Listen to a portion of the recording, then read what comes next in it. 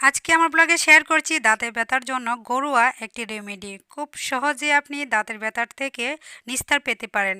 আজকে ভিডিওটি না টেনে সম্পূর্ণ দেখার চেষ্টা করুন। আশা করছি অনেক উপকারে আসবে। আসসালামু আলাইকুম, welcome back to my channel Shahana ব্লগে সবাইকে আবারও স্বাগতম জানাচ্ছি। আমি শাহানা বলছি। আশা করছি যে যেখান থেকে আমার ভিডিওটি দেখছেন সবাই অনেক ভালো আছেন, সুস্থ আছেন। আজকে খুব সহজ একটি রেমেডি তৈরি করছি, অথচ অনেকেরই কিন্তু এই সমস্যা হয়ে থাকে। দাঁতের ব্যথার কারণে আমরা অস্থির হয়ে যাই। ঘরোয়া রেমেডি তৈরি করেও কিন্তু আপনি দাঁতের ব্যথা থেকে মুক্তি পেতে পারেন। আপনি যদি কখনো দাঁতের ব্যথায় ভুগে থাকেন তবে নিশ্চয়ই জানেন এটি কতটা তীব্র হতে পারে। দাঁতের ব্যথা সবসময় জানান দিয়ে আসে না, কখনো কখনো সহ্য সীমা অতিক্রম করে যেতে পারে। দাঁতের ব্যথা সরানোর জন্য দন্ত চিকিৎসকের পরামর্শ নেওয়া জরুরি, তবে তার আগে কিছু ঘরোয়া উপায় মেনে দেখতে পারেন। দাঁতের ব্যথা দূর করার কিছু ঘরোয়া উপায়ে কথা প্রকাশ করেছেন টাইমস অফ ইন্ডিয়া। লবণ পানি দাঁত ব্যথার জন্য প্রাথমিক চিকিৎসা। লবণ পানি দিয়ে দাঁত পরিষ্কার করা। লবণাক্ত পানি প্রাকৃতিক জীবাণুনাশক। এটি দাঁতের মধ্যে আটকে থাকা খাদ্যকণা বের করতে সহায়তা করে। লবণ পানি দিয়ে দাঁত পরিষ্কার করলে তা প্রদাহ কমাতে এবং মুখের যে কোনো ক্ষত সারাতে সহায়তা করে। এক গ্লাস গরম পানিতে 1-2 চা চামচ লবণ মিশিয়ে মাউথওয়াশ হিসাবে ব্যবহার করুন। ভিডিওর মধ্যেও কিন্তু অনেক কিছু লেখা আসছে এবং ভিডিওতে দেখানো হচ্ছে, ওইগুলো আপনারা পড়ার চেষ্টা করবেন। অনেকে আছি আমরা দাঁতকে পরিষ্কার করার জন্য ছাই ব্যবহার করে থাকি, তাৎক্ষণিকভাবে কিন্তু চকচকে হয়ে আসে, কিন্তু পরে মাড়ির অনেক ক্ষতি হয়। তো সব সময় একটা ব্রাশ আপনারা চেষ্টা করবেন 3 মাসের ভিতরে পাল্টিয়ে ফেলার। 3 মাস ব্যবহার করার পর পাল্টিয়ে যেন ফেলি। কিছু কিছু নিয়ম মেনে চললে আমরা দাঁতগুলিকে ভালো পরিষ্কার রাখতে পারি এবং স্বাস্থ্যোজ্জ্বল রাখতে পারি, ব্যথা থেকে মুক্তি পেতে পারি।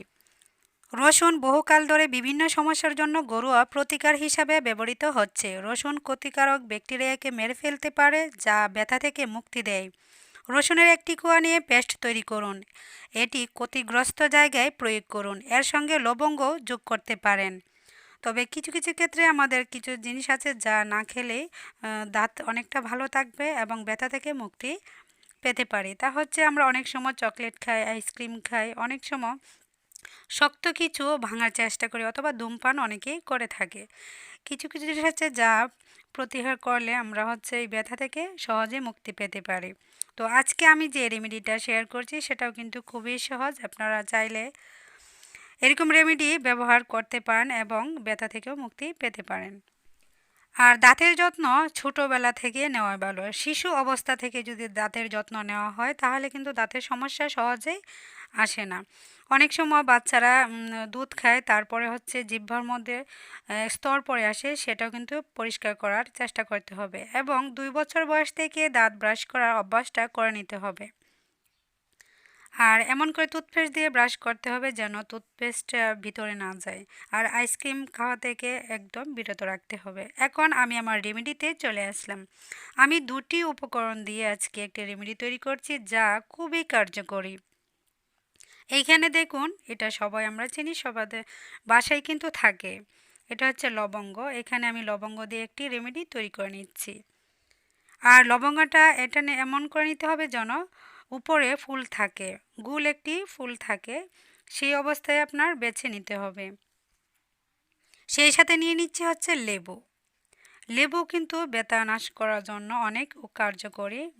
লেবুতে আছে সাইট্রিক অ্যাসিড, যা ব্যথা দূর করার জন্য অনেক সাহায্য করে থাকে। এখান থেকে আমি কয়েকটা লবঙ্গ নিয়ে নিচ্ছি। এটাকে হচ্ছে আমি শিলপাটায় একটু থেতলিয়ে নিব। এরকম করে আমি গুঁড়া করে নিয়েছি। আপনারা চাইলে ব্লেন্ডারও কিন্তু ব্লেন্ড করে নিতে পারেন, অথবা এরকম বেশি পরিমাণ গুঁড়া করে রেখে দিতে পারেন।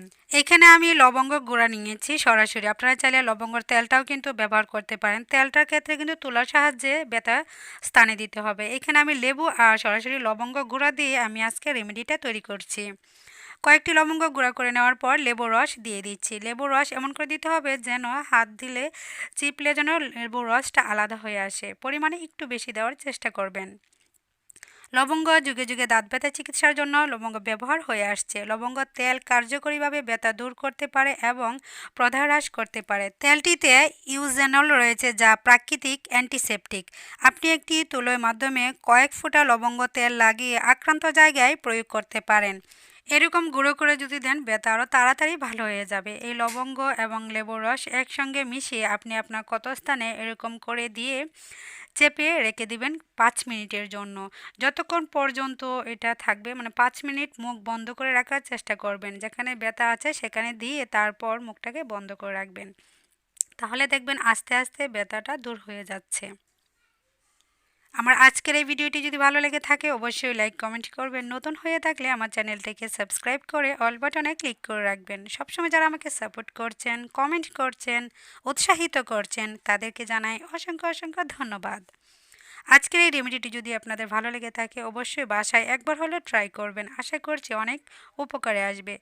যাদের মাড়ির ব্যথার সমস্যা ভুগছেন এরকম রেমেডি তৈরি করে আপনি বাসায় বসে ঘরোয়া উপায়ে কিন্তু ব্যথাটা দূর করে নিতে পারেন। আজকের মতো বিদায়। আল্লাহ হাফেজ।